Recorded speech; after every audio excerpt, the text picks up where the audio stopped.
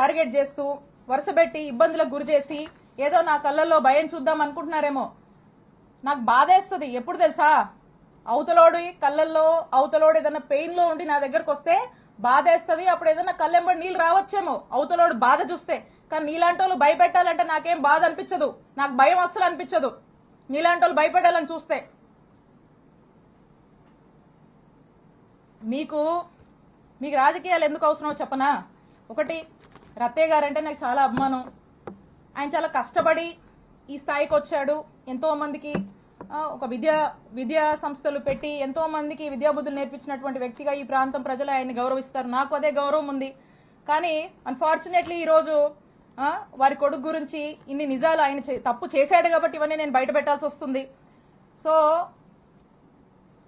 కృష్ణదేవరాయలు గారికి రాజకీయాలంటే ఈ రాజకీయాల వల్ల వాళ్ళకి లబ్ధి జరుగుతుంది కాబట్టి ఆయనకు రాజకీయాలు కావాలి. కానీ విడుదల రజనీకి అట్లా కాదు.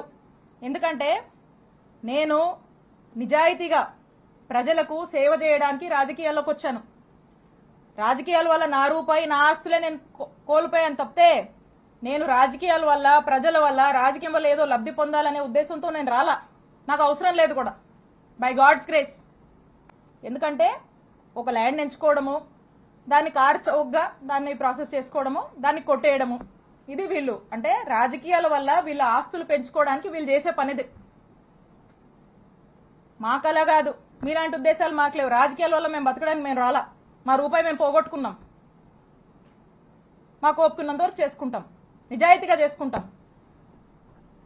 మా నాయకుడిని మేము నమ్మాము, మా నాయకుడి కోసం కష్టపడతాం. మీరు ఎన్ని ఇబ్బందులు పెట్టినా మేమేం పారిపోం. మా పార్టీ కోసం నిలబడతాం, మా కార్యకర్తల కోసం నిలబడతాం, మా ప్రజల కోసం నిలబడతాం, పనిచేస్తాం.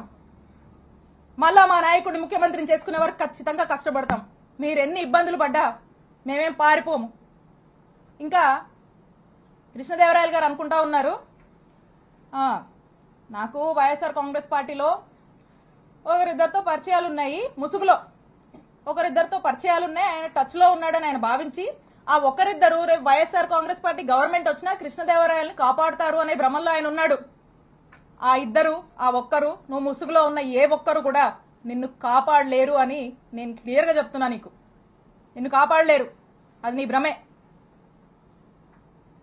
కాబట్టి ఇప్పటికైనా మీరు చేస్తున్న పాపాలన్నీ అందరికీ తెలుసు. ఈరోజు ప్రజలు కూడా చూస్తున్నారు, అందరూ గమనిస్తున్నారు. ఇవన్నీ విత్ ఎవిడెన్సే నేను మాట్లాడా.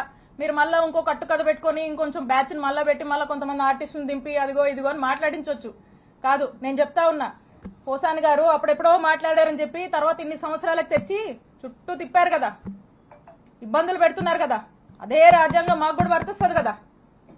ఇష్టం వచ్చినట్టుగా వచ్చి కూర్చొని ఇష్టానికి మాట్లాడిపోతే మాట్లాడినోడు ఎవరిని కూడా వదిలిపెట్టనని చెప్పి తెలియజేస్తున్నాను.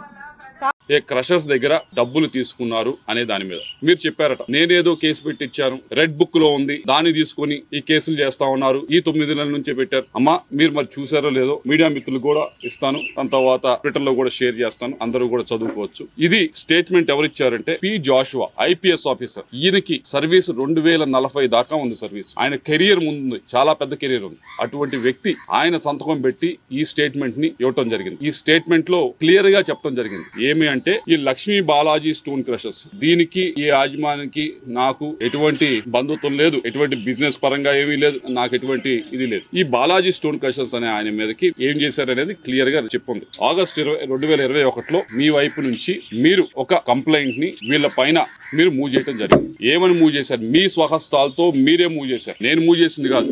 ఇదేదో 2024 అధికారంలోకి వచ్చిన తర్వాత చేసింది కాదు. ఇది మీరు కంప్లైంట్ పెట్టడం జరిగింది. ఈ లక్ష్మీ బాలాజీ స్టోన్ క్రషర్స్ లో చాలా అక్రమం జరుగుతా ఉంది, దీని మీద ఫైన్ వేయండి అని చెప్పి మీరు కంప్లైంట్ పెట్టారు. కంప్లైంట్ పెట్టిన దాని మీద జాషువా గారు దీని మీద ఇది చిన్న విషయం కదా అని చెప్పి యాక్ట్ చేయలేదు. యాక్ట్ చేయకపోతే మీరేం చేశారు? మీరు తిరగని ఆఫీస్ లేదు, ప్రతి ఆఫీస్ దగ్గరికి వెళ్లారు, ఆయనకి ఫోన్ చేయించారు. మీరు బాలినేని శ్రీనివాసరెడ్డి గారి దగ్గరికి వెళ్ళలేదు. మీరు ఈ విషయం పైన బాలినేని శ్రీనివాసరెడ్డి గారి దగ్గరికి మాధవ్ రెడ్డి అనే సాక్షి జర్నలిస్ట్ తీసుకుని మీరు వెళ్లి, ఏమి ఒక ఎమ్మెల్యే ఫోన్ చేస్తే ఎస్పీ గారు మీరు మీరు ఎందుకు యాక్ట్ చేయరు అని చెప్పి మీరు ఫోన్ చేసి అడిగించారు దీని గురించి అడిగించారు. ఈ అన్ని కూడా మీరు తలుపు తట్టారు. ఇదిగో ఈ కంప్లైంట్ గురించి మీరు కంప్లైంట్ పెట్టింది 2021లో పెట్టి ఏమని చెప్పారంటే లక్ష్మీ బాలాజీ స్టోన్ క్రషర్స్ పైన ఈ ఫైన్ వేసే అవకాశం ఉంది అని చెప్పి మీరు కంప్లైంట్ పెట్టారు. దాన్ని జాషువా గారు ఎస్పీ గారు ఆ రోజు మూవ్ చేయకపోతే ప్రతి ఆఫీస్ కి ప్రతి ఒక్క పొలిటికల్ ఆఫీస్ దగ్గరికి వెళ్లారు, వాళ్ళ దగ్గర నుంచి ప్రెషర్ పెట్టారు. అప్పటికి మూవ్ అవ్వలేదు. అప్పటికి మూవ్ అవ్వకపోతే మీరు ఇంకా గట్టిగా ప్రెషర్ పెట్టేటప్పటికి అప్పుడున్న ఎస్పీ గారు ఏం చేశారంటే దీన్ని మా దగ్గర ఆ రోజు ఏదైతే ఆయన హెడ్ చేస్తా ఉన్నారో దాంట్లో ఉన్న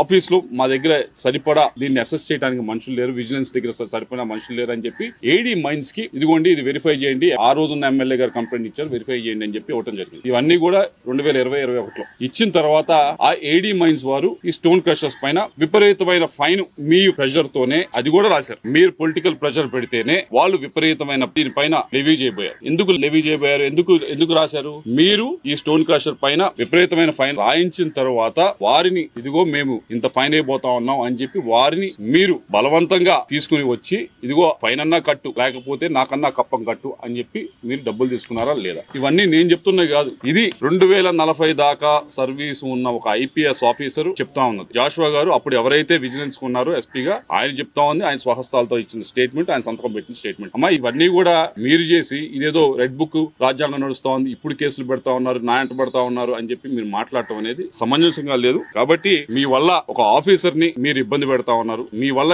వీళ్ళనే కాదు ఏడీ మైన్స్ గానీ అప్పుడున్న ప్రతి ఒక్క ఆఫీసర్ ని కూడా మీ స్వార్థం కోసం వీరందరినీ కూడా ఇబ్బంది పెడతా ఉన్నారు.